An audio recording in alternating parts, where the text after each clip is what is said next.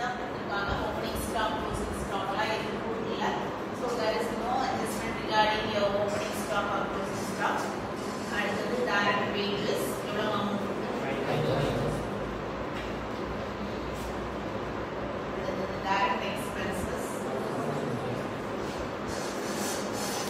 1,000.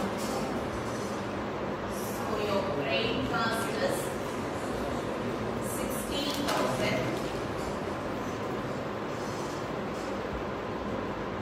And factory overheads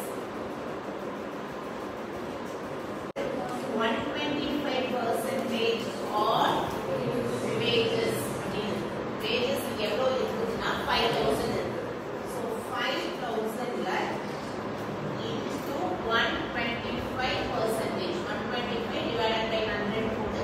இல்ல கால்குலேட்டர்ல அப்படியே 5,000 into 125% போட்டேனாலும் cancel பண்ணும். 6,250. So அது ஒரு அமௌண்ட் தான் extend to out போலாம். So 6,250 மேல 16,000 இருக்கு plus 6,250 னா 22,250 cost and office overheads.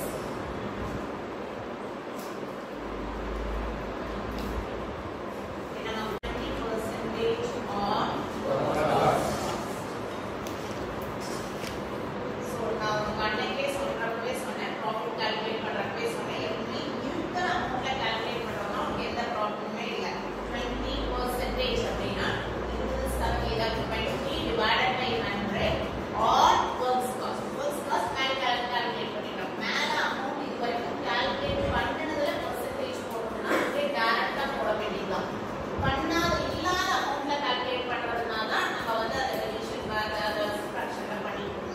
This is direct sum 20% on works cost. Works cost ங்கிறது இங்க எவ்வளவு calculate பண்ணிருக்கோம்னா 22,250. So 22,250 into 20%. 20 divided by 100. 2,150 ஆகும். ஒரே அமௌண்ட் தான் இது எக்ஸ்டெண்ட் டு அமௌண்ட் அவுட் போலாம் 4,450.